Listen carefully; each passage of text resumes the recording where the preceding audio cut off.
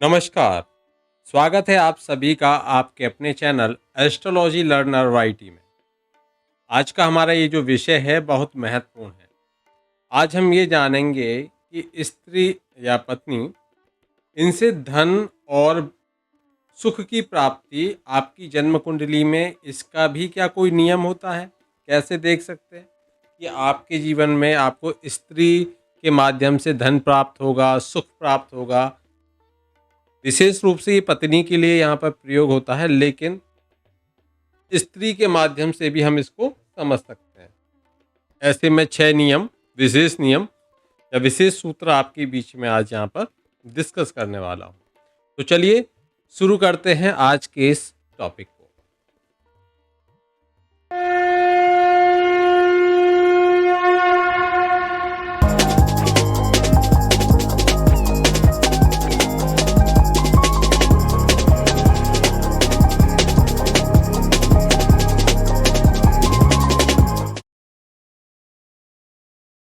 जैसा कि आप सभी अच्छे से जानते हो, अब तक हमने धन प्राप्ति के संबंध में स्वयं के द्वारा धन प्राप्ति कैसे कर सकते हो, कौन से सूत्र हैं, संतान के माध्यम से धन प्राप्ति के क्या योग बनते हैं, भाग्योदय होने के योग हैं या नहीं संतान के बाद में। अब हम वही आगे बढ़ाते हुए स्त्री के द्वारा धन प्राप्ति के योग या स्त्री के माध्यम से आपके भाग्य में धन की वृद्धि के योग के बारे में चर्चा करेंगे।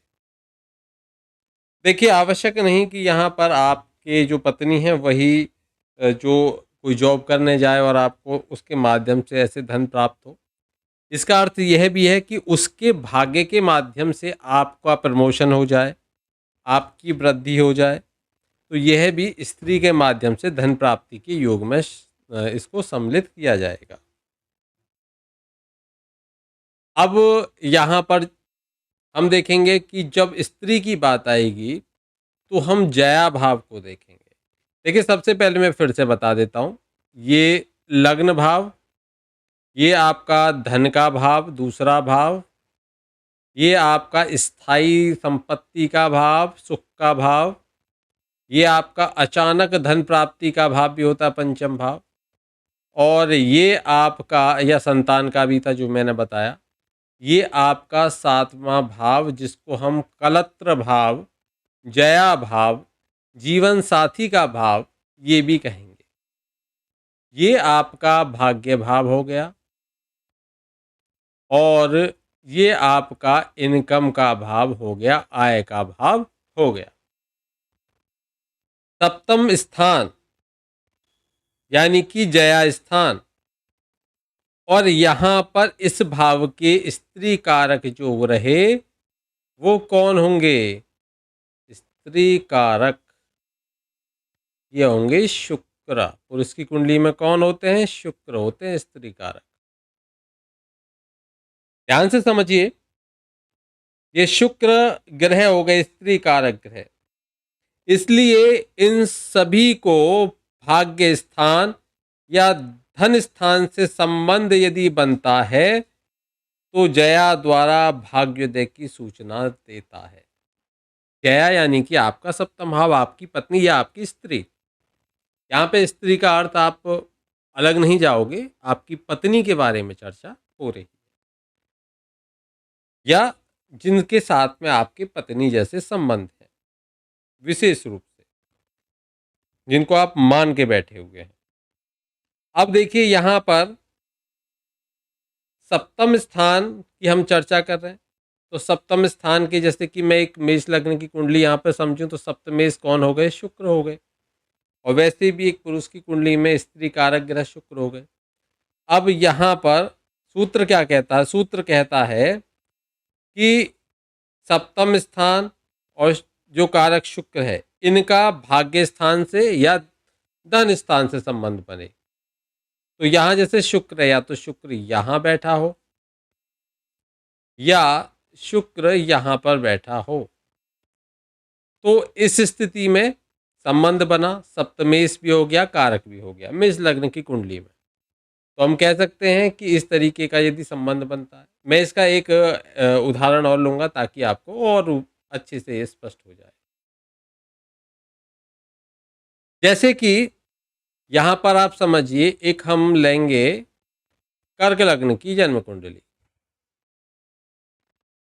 4, 5, 6, 7, 8, 9, 10, 11, 12, 1, 2, 3।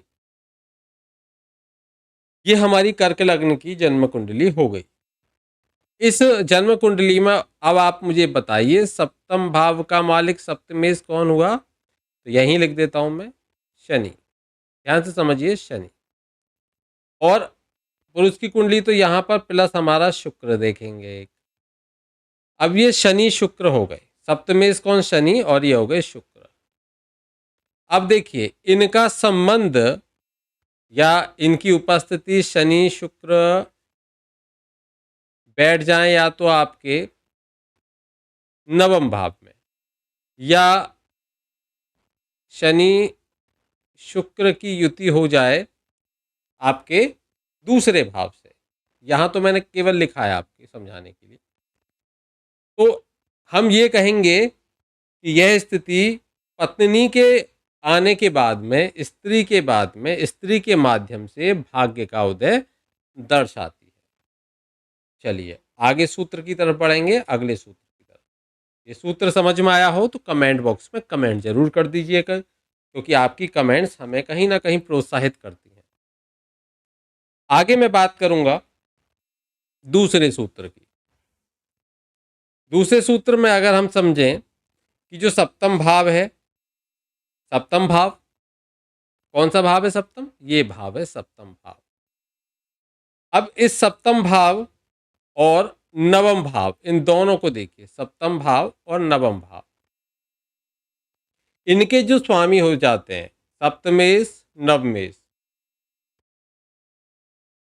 इनका अगर कहीं पर भी संबंध बनता हो किसी भी तरीके से, और ये स्त्री कारक जो शुक्र है उसके साथ में कहीं भी विराजित हो जाए कोई भी,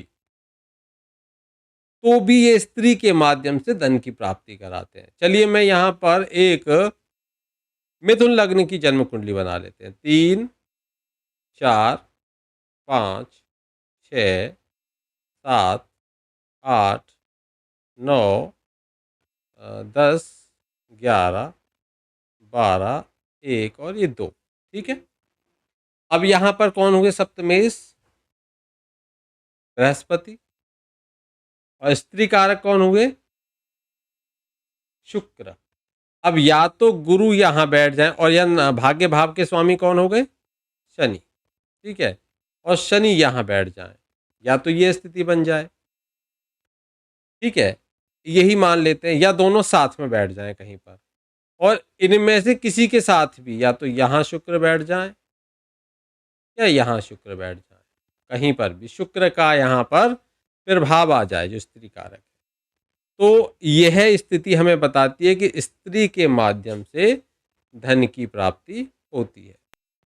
मैं जॉब या करूं अपना बिजनेस, मेरी जॉब कब लगेगी, मुझे संतान सुख कब मिलेगा, कैसा होगा जीवन साथी, क्या मेरी लव मैरिज होगी या होगी अरेंज मैरिज, क्या मैं कभी विदेश जा पाऊंगा, कर्जे बढ़ रहे हैं, इनकम कम हो रही है, बीमारी पीछा नहीं छोड़ रही है, अस्पताल के खर्चे बढ़ रहे हैं, शनि राहु केतु मंगल समस्याएं दे रहे हैं, कहीं आपके जीवन में गलत नंबर तो नहीं आ गया, क्या है आपका लकी नंबर, कौन सा नंबर आपको दिलाएगा सक्सेस, क्या आपने अपनी जन्म कुंडली का अभी तक विश्लेषण कराया है?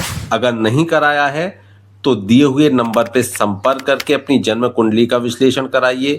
जानिए क्या है आपकी जीवन की समस्या, कौन सा ग्रह दे रहा है आपको समस्या, कौन से नंबर्स दे रहे हैं आपको समस्या जाने और उनका समाधान भी आपको मिलेगा। तो देर ना करें, अपनी जन्म कुंडली का जल्दी से जल्दी प्रोटेक्शन कराएं, अपनी जन्म कुंडली को समझें, अपनी जन्म कुंडली में कौन से ग्रह खराब हैं, कौन से ग्रह आपको परेशान कर रहे हैं और उनको कैसे सही किया जा सकता है उसको जानें। और ये सभी जानने के लिए आपको डायल करना होगा 9045847889। तीसरा सूत्र हमारा क्या कहेगा उसको समझते हैं। तीसरा सूत्र कहता है कि यदि सप्तम भाव के मालिक यानी कि सप्तमेश, सप्तम भाव के मालिक यानी कि सप्तमेश, इस भाव के मालिक का संबंध बन जाए दूसरे भाव के मालिक के साथ में, ठीक है। यदि सप्तम भाव के मालिक का दूसरे भाव के मालिक के साथ संबंध बन जाए और उस संबंध पर शुक्र की पूर्ण दृष्टि हो, तो स्त्री के द्वारा भाग्योदय होता है, स्त्री के द्वारा धन की प्राप्ति, सुख की प्राप्ति होती है। जैसे यहाँ पर हम लेते हैं एक, चलिए यहाँ पर हम ले लेते हैं सिंह लग्न की कुंडली, 5, 6, 7, 8, 9, 10, 11, 12, 1, 2, 3 और ये 4 बन गई है सिंह लग्न की कुंडली। इस कुंडली में आप देखिए शनि सप्तमेश हो गए और दूसरे भाव के मालिक हो गए बुध। मानकर चलिए शनि और बुध यहाँ बैठे हुए हैं, कहीं पर भी बैठे हो, और शुक्र यहाँ बैठे हुए हैं। शुक्र की पूर्ण दृष्टि इन दोनों के ऊपर है। स्पष्ट हो गया। ये योग देखिए जल्दी से अपनी अपनी जन्म कुंडलियों में, जो जिन जिन की शादियां हो चुकी हैं, और देखिए और याद कीजिए कि जब आप एक छोटी सी नौकरी करते थे और आपका विवाह हुआ, जो आप 10,000 की 20,000 की जॉब करते थे, आज वहीं आप 50,000 60,000 रुपये महीने कर कमा रहे हो। चाहे आप एक छोटे से बाबू बन के गए थे, आज वहाँ आप उसके मैनेजर बनने बैठे हो। आपका प्रमोशन हो गया, आपकी पत्नी की जॉब लग गई, 10,000 आप कमाते हो, 10,000 आपकी पत्नी कमाती, 20,000 आप कमाते हो, 20,000 आपकी पत्नी कमाती। तो ये सब आपका भाग्य अब बढ़ रहा है, जिसको कहते हैं कि उनके आने से आपके ऊपर बर्डन नहीं बल्कि आपका सहयोग हुआ। तो ये सुख का आधार आप देखिए, आपकी जन्म कुंडली में ऐसा योग बना हुआ है। मैं बहुत सरल तरीके से प्रयास करता हूँ कि आप सभी को इन योगों की जानकारी हो सके, इन योगों को आप अच्छे से समझ सको, ताकि आप स्वयं से ही ये देख सको कि आपके जीवन में क्या स्थिति है। आवश्यक नहीं है कि आप अपनी जन्म पत्रिका को लेकर इधर उधर घूमो। आजकल आप देख पा रहे हो कि जन्म कुंडलियों का प्रेडिक्शन बहुत ही कॉस्टली है, तो स्वयं से प्रयास कीजिए अपनी जन्म कुंडली को देखने का, और इसमें आपको एक विश्वास भी आपके अंदर आएगा। देखिए जितने भी सूत्र हैं मैं आपको बता रहा हूँ, सारे सूत्र हम वही लेकर आते हैं जो परखे हुए हैं, जो सूत्र अप्लाइड हो चुके हैं, ये वही सूत्र आपके सामने। इसीलिए मैं आपसे बार बार कहता हूँ वीडियो को ज़्यादा से ज़्यादा शेयर करो, ज़्यादा से ज़्यादा लोगों तक पहुँचाओ, और अपना कमेंट ज़रूर करो कि आपकी जन्म कुंडली में ऐसा योग बना हुआ है और आपको इस योग का लाभ। अब देखिए लाभ की स्थिति देखिए, लाभ में आप सबसे पहले वही बात आती है, लग्नेश को सबसे पहले जरूर देखिए, लग्नेश बलवान होना चाहिए, लग्नेश यानी कि आप स्वयं। और फिर योग जो बना हुआ है वो 6, 8, 12 में ना बना हो, क्योंकि वहाँ योग का जो क्षीण हो जाएगा या किसी पापी ग्रह की दृष्टि आ जाएगी तो थोड़ा कमजोर होता चला जाएगा, ये ध्यान रखना है। और इसमें एक बात का विशेष ध्यान में रखना है कि जब भी इन ग्रहों की दशा, अंतरदशा, प्रत्यंतर दशा आपके जीवन में आएंगी या गोचर में इनकी स्थितियां बनेंगी, उस स्थिति में आप विशेष रूप से देखना कि इनसे आपको विशेष रूप से लाभ मिलेगा। चलिए अब हम आगे बढ़ते हैं। जहाँ तक है मेरा प्रयास है कि हम एक विशेष कार्यक्रम आपके लिए लेकर आए हैं जिसमें आप एक ही वीडियो में ज्योतिष के बहुत सारे सूत्रों को और कैसे प्रेडिक्शन कर सकते हैं उन सबको भी समझने का प्रयास कर सकें और बहुत आसानी से समझ पाएँ। तो चलिए अब अगले सूत्र की तरफ हम बढ़ते हैं। अगला सूत्र है, इसको मैं यहाँ से हटा देता हूँ। अगला सूत्र हमारा है जो चौथा सूत्र है कि सुख को देखिए, सुख सुख भाव को। ये सुख भाव है जिसको कहते हैं चतुर्थ भाव। ये सुख भाव है, चतुर्थ भाव, और इसका संबंध सप्तम भाव से बन जाए और शुक्र चतुर्थस्थ हो जाए या चतुर्थ भाव में हो जाए, इन दोनों में परस्पर मैत्री हो जाए तो स्त्री के द्वारा भू संपत्ति प्राप्त होती है। स्त्री के द्वारा भू संपत्ति प्राप्त होती है, ये योग बनता है। जैसे यहां पर इस जन्म कुंडली, एक मैं कर्क लग्न की जन्म कुंडली ले लेता हूं, 4 5 6 7 8 9 10 11 12 1 2 3। अब देखिए यहां पर शनि कौन हो गए, सप्तमेश हो गए, और शुक्र कौन हो गए, चतुर्थेश हो गए। इस कंडीशन में यहां सूत्र देखिए आधा बनेगा, शनि यहां अगर बैठे हों, शुक्र यहां बैठे हों, तब भी ये सुख दिखाएगा। लेकिन विशेष सूत्र क्या कहता है, इसको मैं आपको एक अन्य जन्म पत्रिका में दिखाऊंगा। यहां पर हम लेते हैं सिंह लग्न की जन्म पत्रिका।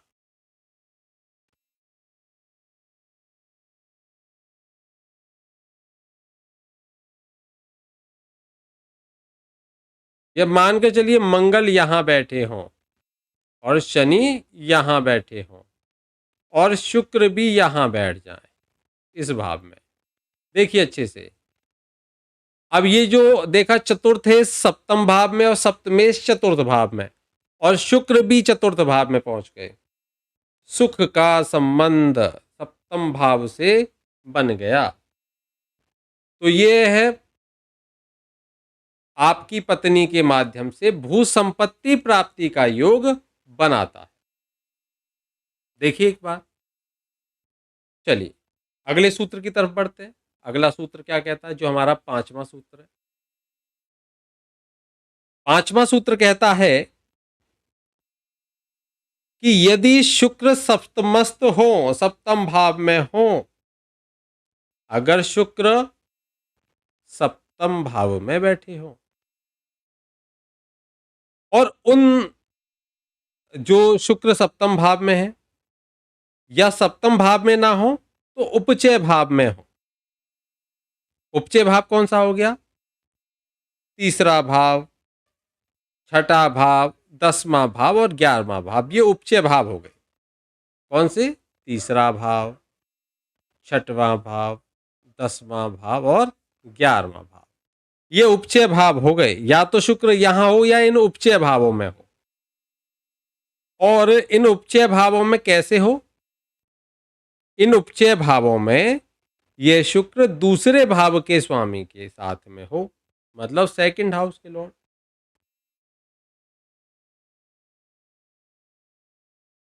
और जैसे कि यहां पर हम देखें, जैसे एक कुंडली बना लेते हैं, चलिए यहां पर कोई भी कर्क लग्न की बना लेते हैं। चलिए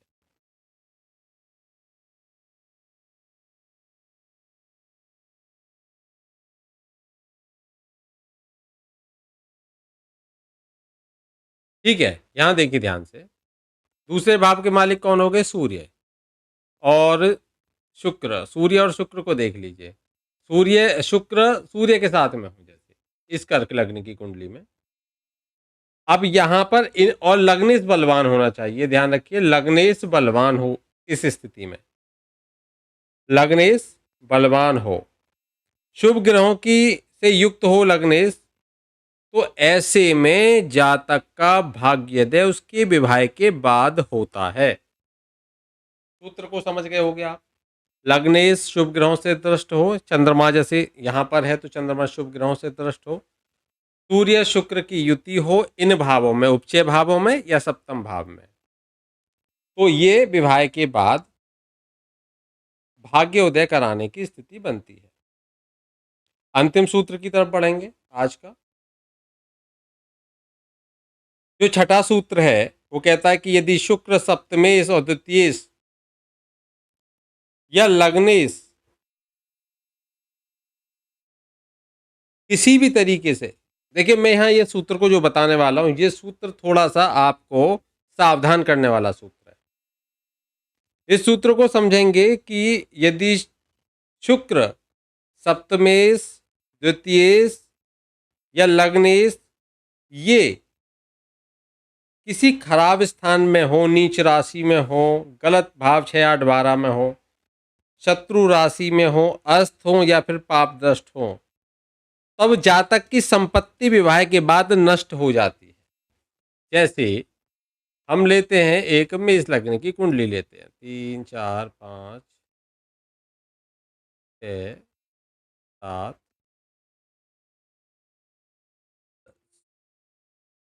12। यहाँ समझिए इस बात को।